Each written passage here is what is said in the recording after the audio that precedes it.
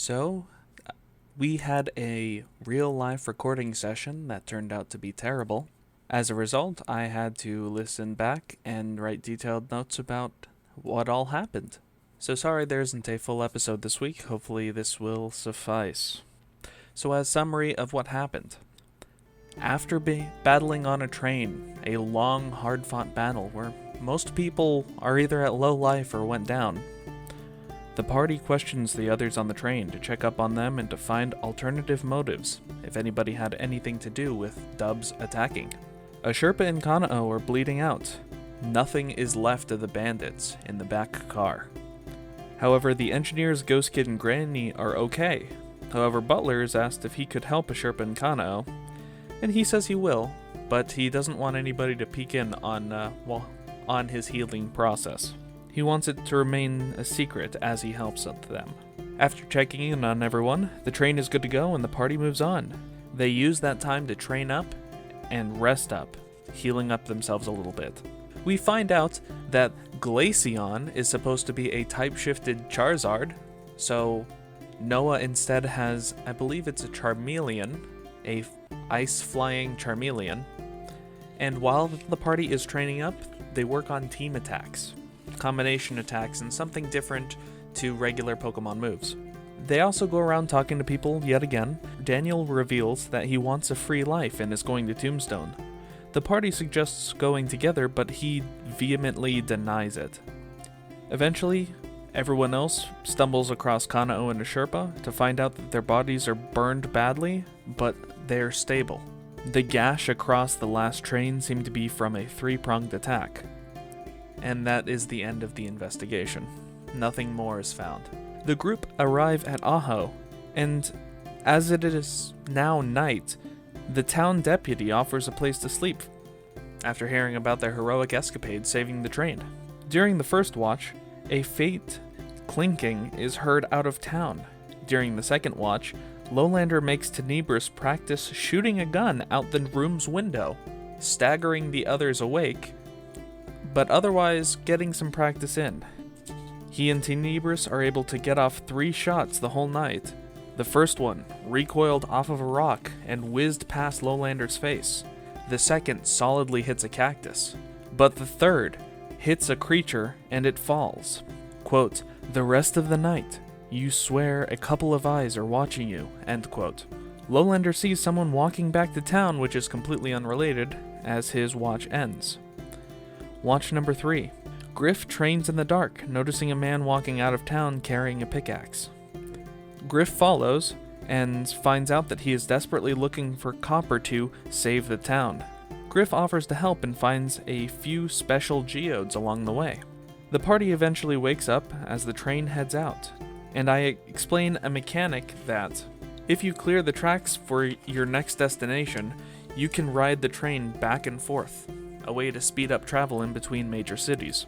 As the party heads to meet up with Griff, Lowlander hears the words, "You're going to pay," and notices a small shadowed creature at the peak of the mountain, T-posing for intimidation. Noah notices a second train pull up, the only notable passenger being the sheriff of Arizona.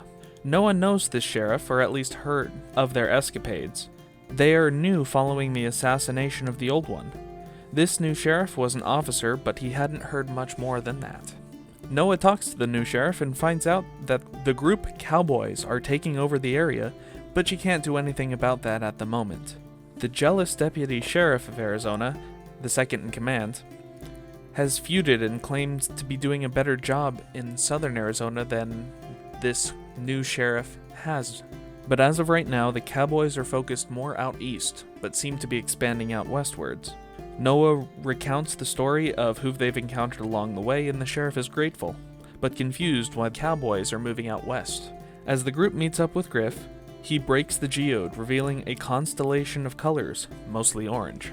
The party sends out Kufant and Dunsparce to help dig, but as they are released, the Pokeballs glitch or lag before the Mon arrive.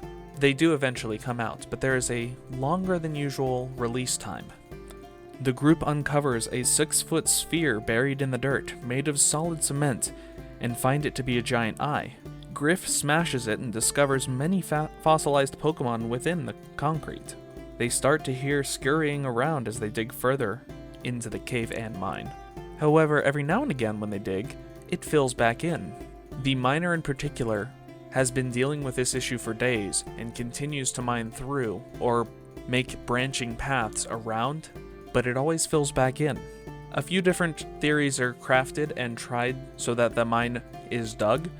The sheriff eventually sends out Steelix to help, but its release takes about 10 seconds to happen. The whole group helps out to break through the large room, pushing Steelix, helping dig with Steelix, and eventually the wall collapses and reveals a room containing half-built ruins, and Griff's backpack starts glowing. The geodes glow a deep orange, as does the special rock picked up during the first ever fight. The scurrying starts again, and Noah and Griff are blinded by a small brown rock, which yells at the group.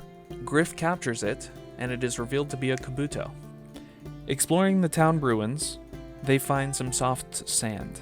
The group tries to return their Poké, but are unable to, nor can they release any other Mon.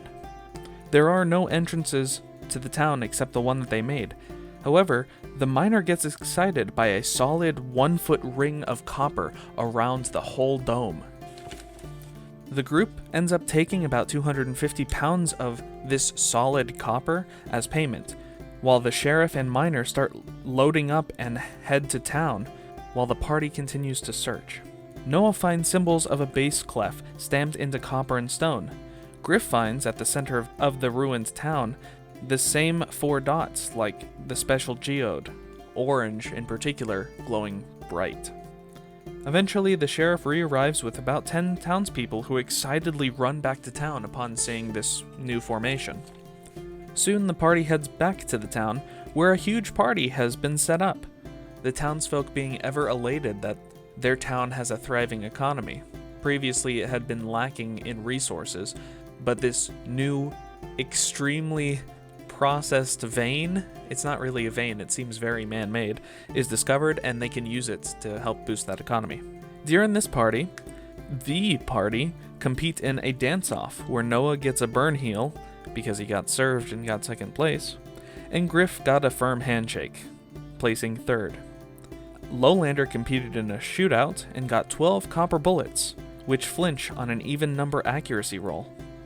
And Griff and Noah bobbed for apples, Griff earning a sweet apple and an applin, Noah getting a tart apple and an applin, as they competed in groups and got first place. During that last event, Lowlander makes a shield and sword before going to bed, while Noah and Griff shop afterwards before doing the same. The next day, the group decides to go towards Tucson. They are also told that when they ride the train, they can and have to store Poké so that they carry no more than 6. However, if they do not ride the train, there's not an easy way for me to enforce this, so there's not really a maximum they have to carry. On their way to Tucson, a small tumbleweed gets scared of the party and runs away. Noah starts to hear faint music that no one else hears, and during Griff's watch, a strange Pokemon asks to play a prank on Lowlander. Griff gets a citrus berry for allowing this Pokemon in, and the Pokemon warns Griff of impending doom, a group of Pokemon surrounding them in the night that plan to attack. The party swiftly defeats this surprise attack, Lowlander awaking to a berry-covered face. And during the last watch, Lowlander's watch, a mysterious Pokemon leaves a mysterious package at Lowlander's feet. The package is revealed to have a decent grade of marijuana, and a Sherpa decides to keep this secret from the party if they get a few ounces. A blood-curdling scream is heard in the morning, and the session ends. Well, it's a little bit different, but it still ended up taking about 10-11 minutes for me to summarize the whole thing. In total, I probably would have broken this up into 2 episodes, so you kind of get a summary of 2 episodes here. Sorry about this, and we have still recorded basically the whole campaign at this point, and there are no other in real life sessions, so this should be the only strange thing. Hope to see you around. Have a good night.